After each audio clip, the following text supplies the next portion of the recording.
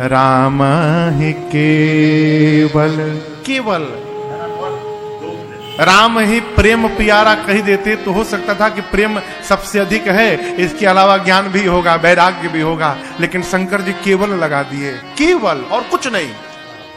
राम ही केवल प्रेम प्यारा राम के। मेरे रघुनाथ जी को केवल प्रेम प्रिय है। वन में रहने वाले कोल भीलों को भगवान ने अनेक प्रकार से संतुष्ट किया है, उनको दुलार करके भगवान ने विदा किया है। यहां गोस्वामी श्री तुलसीदास जी महाराज कहते हैं कि मेरे प्रभु वन में मां जानकी और भैया श्री लक्ष्मण जी के साथ उसी प्रकार रह रहे हैं, कैसे? जैसे देवलोक में देवराज इंद्र अपनी अर्धांगिनी मां सची और पुत्र जयंत के साथ रहते हैं, उसी प्रकार भगवान वन में चित्रकूट में रहते हैं। आप कृपा करिए, देवलोक का ऐश्वर्य और चित्रकूट के वन का ऐश्वर्य कोई तुलना है क्या? लेकिन भगवान वन में भी जैसे कोई देवलोक में आनंद में रहता है, भगवान वन में आनंद में रहते हैं। जानते हैं क्यों? स्वीकार धर्म के कारण। परिस्थिति को यदि स्वीकार करने का स्वभाव बन गया जीवन में, तो हम कभी दुखी नहीं हो सकते। आपको मेरी बात समझ में आ रही है? हम जो कह रहे हैं, स्वीकार करिए। सुखी रहना चाहते हैं तो स्वीकार करिए, जो हो रहा है उसको स्वीकार करिए। हमारे पूज्य महाराज श्री कहते, बेटा तुम सोचो वैसा हो जाए, खूब आनंद में आना, लेकिन जब तुम सोचो वैसा न हो, उल्टा हो जाए, तो इस बार आनंद में तो आना, साथ में मिठाई भी बांटना। हमने पूछा, सरकार ऐसा क्यों बोल रहे? तो उल्टी बात हो गई। हमने सोचा वो हो गया, तब तो मिठाई बांटना उचित है। सोचा उल्टा हो गया, फिर क्यों मिठाई बांटना? बोले तुम्हारा सोचा नहीं हुआ तो किसी का तो सोचा हुआ है। फिर किसका हुआ? सोचा हुआ भगवान का सोचा हुआ हो गया है। तुम जो सोचे थे वो हो जाता तो हो सकता है कि आगे चलकर उसमें तुम्हारी हानि हो जाती, लेकिन एक बात याद रखना, जब भगवान का सोचा होगा तो जीवन में कभी हानि होने वाली नहीं है। वर्तमान में भले दिखाई पड़ जाए, इसलिए परिस्थिति को स्वीकार करिए। स्वीकार करने का धर्म जीव को दुखी नहीं होने देता है। मेरे राम जी को दुख क्यों नहीं है? प्रभु ने वनवास को स्वीकार कर लिया। एक ही परिवार में दर्शन करिए, राम जी स्वीकार कर लिए तो दुख सुखी हैं, चक्रवर्ती जी स्वीकार नहीं कर पा रहे तो रो रहे हैं। स्थिति एक ही है, परिस्थिति एक ही है, लेकिन मन की स्थिति अलग अलग हो गई है? भगवान बड़े आनंद में चित्रकूट में है। सुमंत जी महाराज अयोध्या पहुंचे हैं। सुमंत जी कौन जानते हैं ना? राम जी को रथ पर लेकर आए थे वन में। श्रृंगवेरपुर में गंगा जी के तट से आपने सुबह श्रवण किया है, राम जी ने सुमंत जी को बरबस भेजा अयोध्या। सुमंत जी चले तो अयोध्या, लेकिन अपने आप को कोसते हुए गए।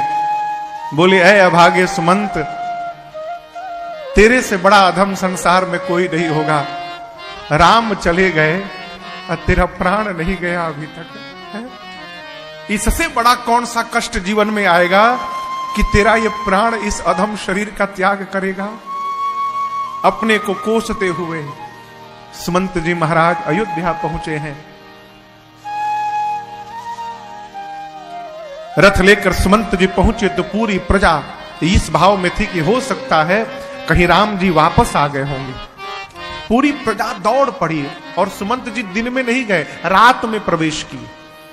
तमसा के तट में तो दिन में ही पहुंच गए थे, लेकिन सोचे कि अब ये कलंकी मुख सुमंत का किसी को दिखाने लायक नहीं रहा है।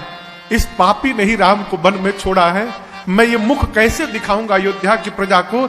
इसलिए सुमंत जी अंधेरे में गए, कोई देख न पावे मेरे को। रथ को ले जाकर मां कौशल्या के महल के सामने खड़ा किया। अयोध्या की प्रजा सुने कि राम रथ आ गया, सुमंत जी आ गए, कहीं प्रभु आ गए होंगे, लोग दौड़ पड़े। गोस्वामी जी कहते हैं कि अयोध्या वासियों ने रथ के भीतर नहीं देखा, अभी रथ में बंधे हुए घोड़ों को देखा।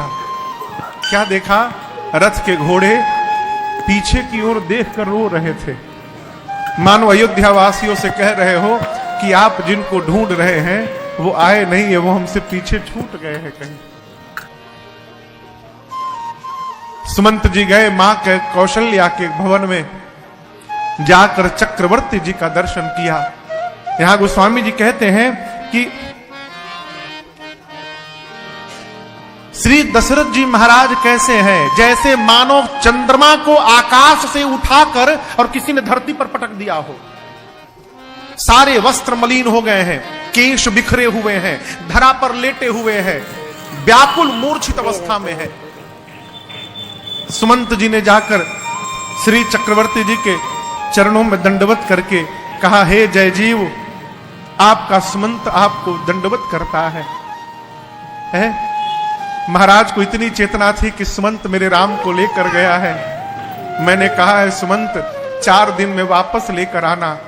सुमंत शब्द कान में जैसे पड़ा महाराज के, लगा मृतक शरीर को प्राण मिल गया हो।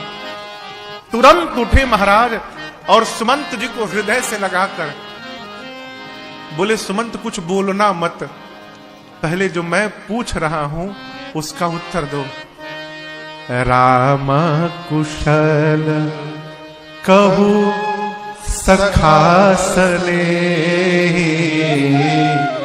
राम कुशल कहू सखा सने, राम कुशल कहू सखा सने, राम कहू सखा सने, कहाँ रघुनाथ लखन बैरे, कहाँ रघुनाथ लखन बैरे,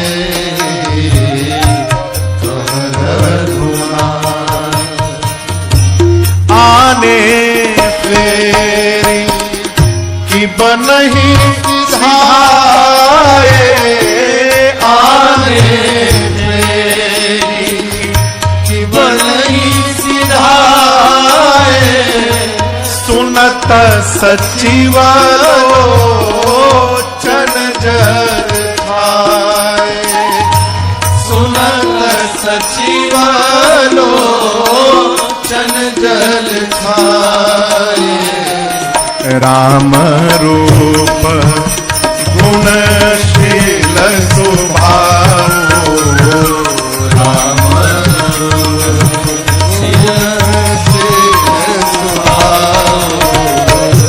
सुमिरी सुमिरी पुर सोचत राव, सुमिरी पुर सोचत राव, सुमिरी सुमिरी